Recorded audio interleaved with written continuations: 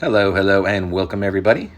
JB here with JB's RCs. Thanks for stopping by.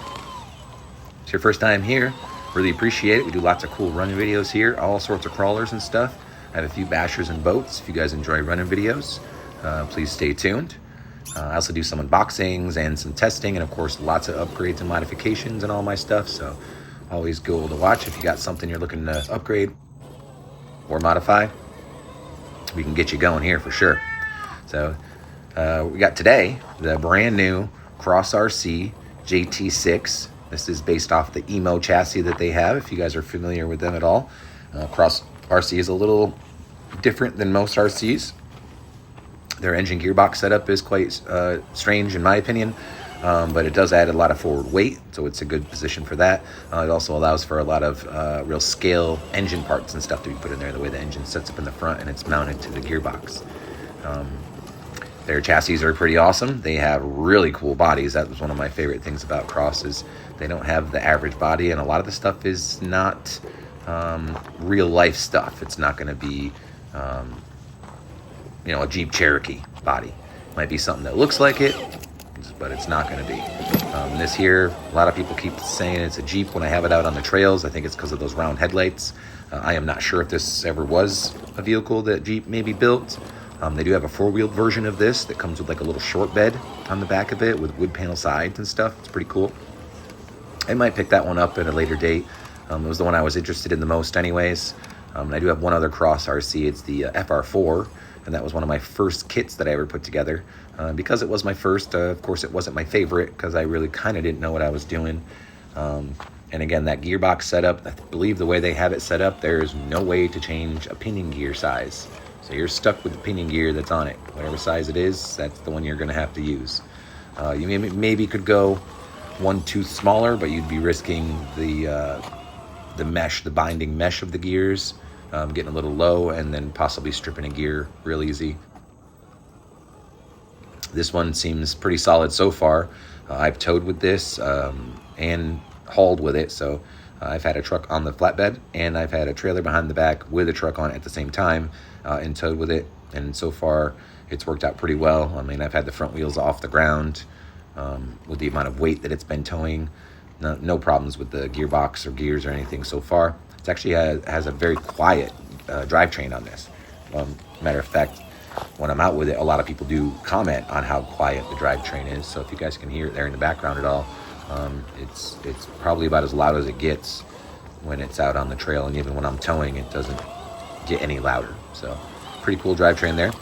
The truck itself is really great. It's got the locking front and rear diffs. It's got 2-speed gearbox, the high and low speeds on there. Of course, the flatbed on there, and the nice big 4-door cab. I'd like to find an interior for that just because it does have the clear windows, so it's nice to have something that looks semi-realistic in there.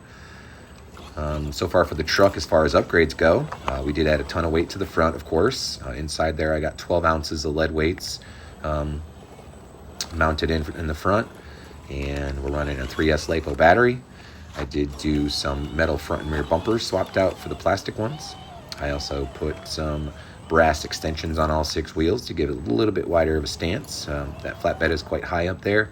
I don't mind it because there's so much articulation in the suspension, especially on those rear dual axles. The way those are set up are actually, they run 2 drive lines, one to each axle in the back too. So if the center axle ends up having an issue, you still have your rear axle to drive. So there's no combined drive shafts, but that just means there's a ton of drive shafts on the rear end of this thing. One from the transaxle to the first, and then one from the transaxle to transfer case to the first axle, and then another one that runs all the way from the transfer case back to the second axle. That's cool. A couple little accessories on there too, of course. I did add some brass weights on the front axle as well. And the big one for this video from the last video is, in case you haven't noticed already, is those new tires and rims. Woo woo! So the wheels are 1/9 metal beadlock steelies. I got them in a white color because I love it. They were actually pure whites, so I did a little bit of black on there for the lug nuts, and for the center caps were black, but then I did a little white in the center of the center cap.